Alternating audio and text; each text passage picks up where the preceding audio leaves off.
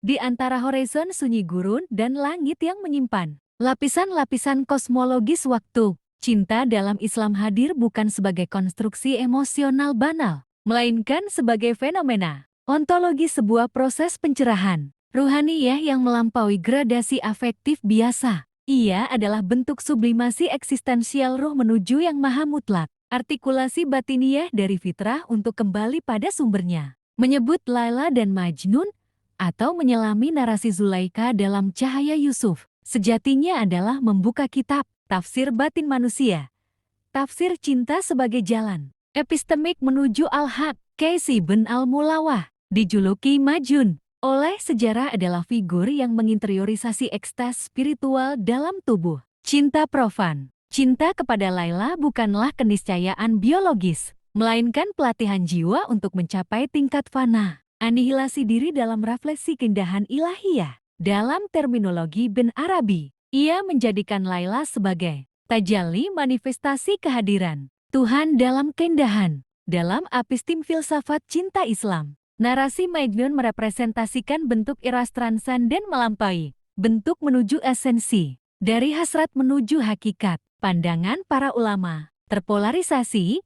Ibn Taimiyah melihat cinta yang membawa pada kemaksiatan sebagai penyimpangan yang harus disegah. Namun dalam horizon tasawuf, cinta Majnun adalah kasih penyingkapan hijab keakuan menuju ketundukan total. Ia kehilangan segalanya agar Laila tak menjadi miliknya, tetapi tetap menjadi poros eksistensinya. Laila dan Majnun dalam kerangka semiotik Islam adalah arketip dialektika antara syariat dan hakikat, antara cinta dan keterlepasan. Kisah Yusuf dan Zulaikha menghadirkan paradoks dialektik antara nafs dan taubat, antara desakan biologis dan sublimasi spiritual. Zulaikha dalam narasi simbolik mengalami al-tajdid al-batini, transformasi eksistensial dari subjek pasif pemuja jasad menjadi peziarah rohani. Perspektif psikologi transpersonal menafsirnya sebagai proses transendensi ego yang menuju pengosongan diri, kenosis. Dalam cinta yang berorientasi ilahiyah, Yusuf adalah representasi insan kamil, arketip manusia paripurna. Ia tidak sekadar menolak godaan seksual, tetapi meneguhkan posisi spiritualnya sebagai subjek fitrah yang tidak terkontaminasi oleh determinasi sosial ataupun internal. Imam Al-Ghazali menulis, cinta adalah nafsu yang telah disucikan oleh cahaya tauhid, sehingga menjadi jalan ibadah yang tersembunyi. Persatuan Yusuf dan Zulaikha bukan sekadar simbol pernikahan jasad, melainkan alegori penyatuan dua jiwa yang telah melalui proses tazkiyah menuju pengenalan pada Tuhan, marifatullah. Dalam kosmologi cinta Islam, cinta tidak berhenti pada objek. Ia adalah nyala yang menunjuk ke asal api. Segala hasrat, bila disucikan, bermuara ke yang maha indah al-jamil. Dalam hal ini, Majnun dan Zulaikha adalah dua wajah dari cinta yang sama.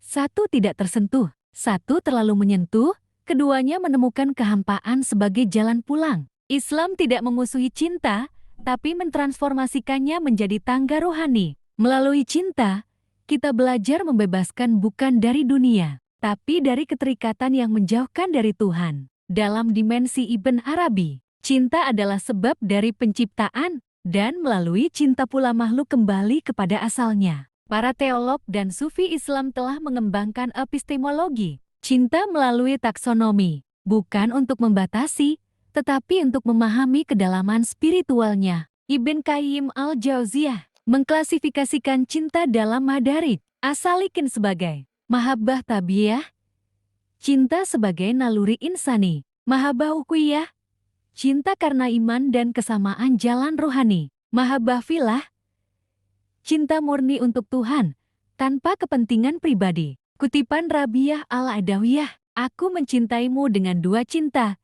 cinta karena engkau layak dicinta, dan cinta karena engkau adalah satu-satunya arah cinta. Nabi Muhammad SAW bersabda, seseorang akan bersama dengan yang ia cintai. H.R. Bukhari. Dalam kerangka teleologi Islam, cinta bukan sekadar rasa, melainkan indikator eskatologis. Apa yang kita cintai hari ini menentukan siapa yang akan bersama kita di akhirat. Cinta menjadi parameter penentu orientasi ontologis jiwa. Bila cinta kita kepada dunia, maka kita akan dikubur dalam kefanaan. Namun bila cinta kita kepada Allah, maka kita akan bersamanya dalam keabadian yang tak berujung. Ya Allah, jika cinta ini berasal darimu, maka tanamkanlah kesabaran dalam rindu yang suci. Jika cinta ini menjauhkan darimu, padamkanlah ia sebelum menjadi tirani dalam dada. Jadikan cinta sebagai pelita di lorong menujumu, bukan kabut yang menyesatkan fitrah. Teguhkan langkah kami agar cinta menjadi dizikir,